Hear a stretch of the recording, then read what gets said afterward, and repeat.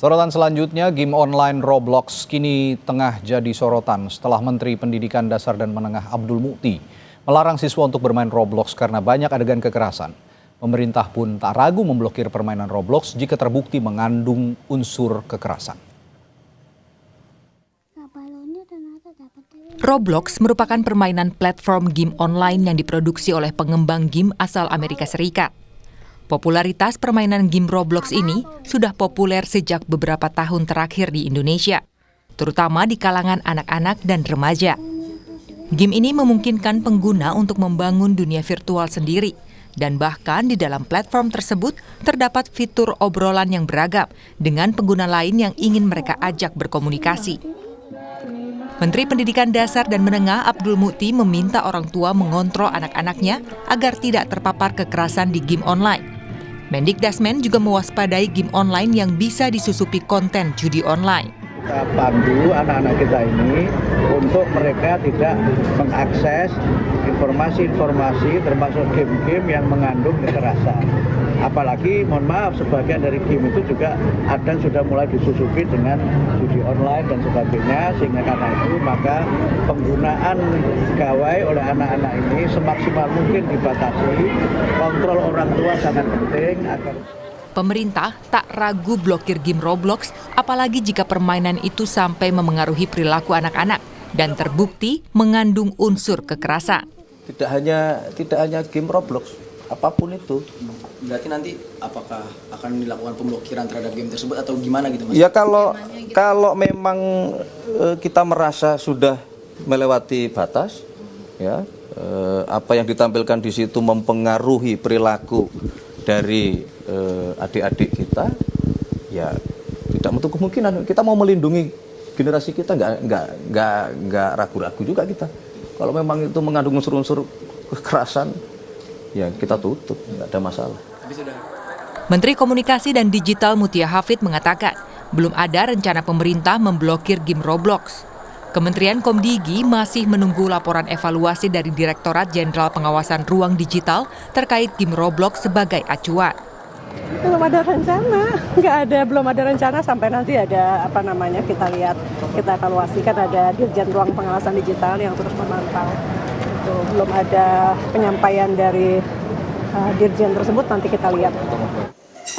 Terkait rencana pemblokiran, Wakil Menteri Pemberdayaan Perempuan dan Perlindungan Anak Veronica Tan mengatakan, kebijakan yang dibuat pemerintah soal game online Roblox harus mengutamakan perlindungan terhadap anak.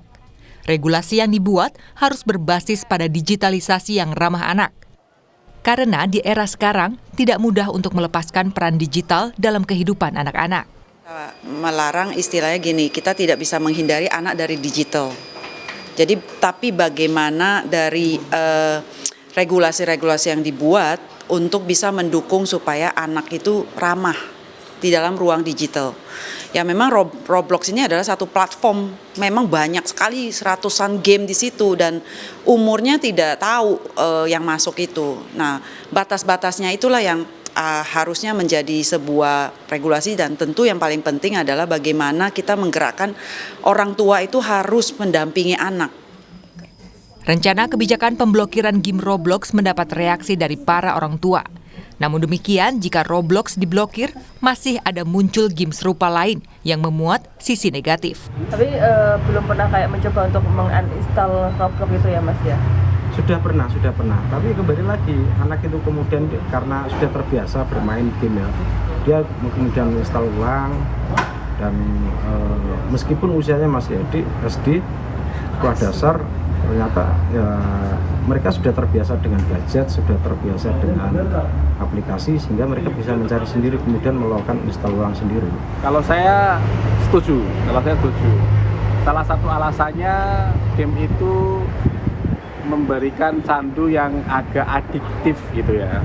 Jadi ada level-level tertentu yang memang levelnya itu sepertinya unlimited, tidak selesai sampai di tahap itu dan masih ada capaian-capaian.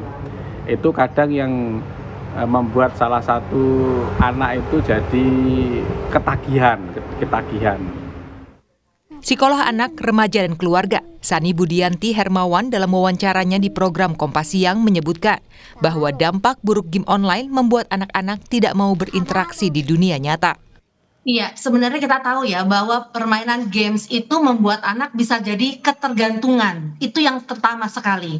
Anak menjadi ada attach kepada games, anak juga tidak bisa menyelesaikan gamenya itu secara pendek tapi terus berlanjut ya.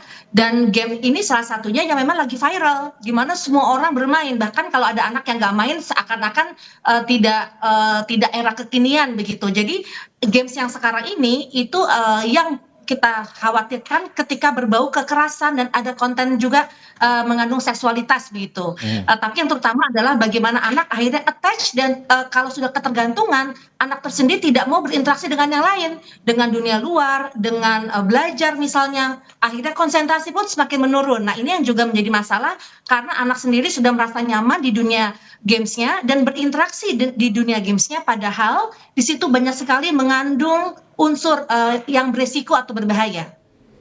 Selain pemerintah, peran orang tua dalam mencegah kecanduan dan paparan konten negatif di dunia digital sangat penting, terutama jumlah waktu dalam mengakses permainan agar tidak menimbulkan kecanduan.